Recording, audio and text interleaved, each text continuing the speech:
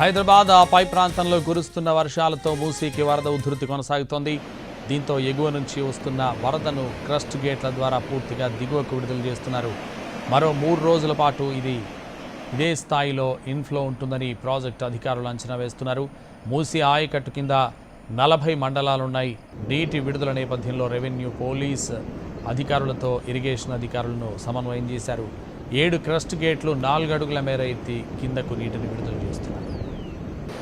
మూసీ నదికి కొనసాగుతున్న వరదపై మరింత సమాచారం మా ప్రతినిధి విజయ్ భాస్కర్ అందిస్తారు.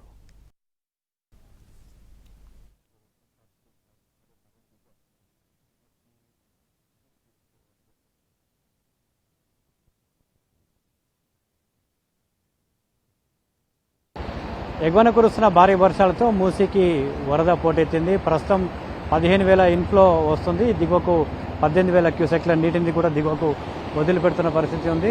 గత కొద్ది రోజుల నుంచి కూడా మూసీ ఎగువ ప్రాంతంతో పాటు హైదరాబాద్లో కురుస్తున్న భారీ వర్షాలకు మూసీకి భారీగా ఇన్ఫ్లో పెరిగింది.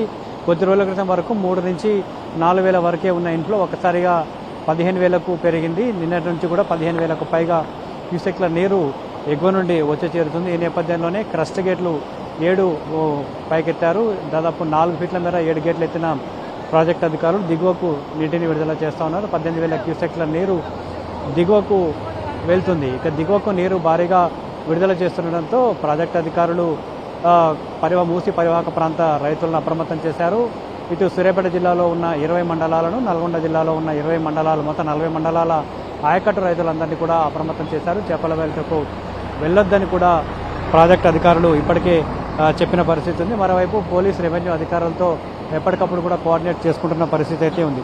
ప్రస్తుతం మూసీ పూర్తిస్థాయి నీటి మట్టం 645 అడుగులు కాగా 642.45 అడుగుల వద్ద ప్రస్తుత నీటి మట్టం ఉంది. మొత్తం పూర్తిస్థాయి నీటి మట్టం 4 టీఎంసీల 4.45 టీఎంసీలు కాగా ప్రస్తుతం 3.8 టీఎంసీల నీరు నిల్వ ఉంది. ఎగువ నుంచి ప్రస్తుతం 15,000కు పైగా ఇన్ఫ్లో వస్తున్నట్లు కూడా ప్రాజెక్టు అధికారులు అంచనా వేస్తూ ఉన్నారు. ఈ ఇన్ఫ్లో మరొక 3 రోజుల పాటు ఉండే అవకాశం అయితే ఉంది. ఇప్పుడు వచ్చిన హైదరాబాద్తో పాటు ఎగువన వర్షాలు కురిసినా కురవకపోయినా 15,000 క్యూసెక్ల ఇన్ఫ్లో వచ్చే అవకాశం ఉందని ప్రాజెక్టు అధికారులు చెప్తా ఉన్నారు. ఒకవేళ ఎగువన భారీగా వర్షాలు కురిసే కనుక ఈ ఇన్ఫ్లో భారీగా పెరిగే అవకాశం అయితే ఉంటుందని కూడా చెప్తున్నారు. ఎప్పటికప్పుడు మూసీ ఎగువ ప్రాంతంలో వరదను మానిటరింగ్ చేస్తున్నారు. మూసీ మానిటరింగ్ చేస్తూ దిగువకు నీటిని విడుదల ఎంత చేయాలనే అంశానికి సంబంధించి మానిటరింగ్ చేస్తున్న పరిస్థితి ఉంది. ఎంత అయితే ఇన్ఫ్లో వస్తుందో అంతకు కొంత మించి దిగువకు నీటిని విడుదల చేస్తున్న పరిస్థితి అయితే ఉంది. 3 రోజుల పాటు ఇదే ఇన్ఫ్లో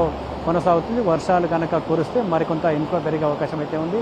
ప్రస్తుతం పూర్తిస్థాయి నీటి మట్టానికి సమీపంలో మూసీ ప్రాజెక్టు ఉన్న నేపథ్యంలో ఇక మూసీ ఆయకట్టుకు సంబంధించి 2 పంటలకు ఎలాంటి ఇబ్బందులు ఉండవనేది ప్రాజెక్టు అధికారులు చెప్తా ఉన్నారు.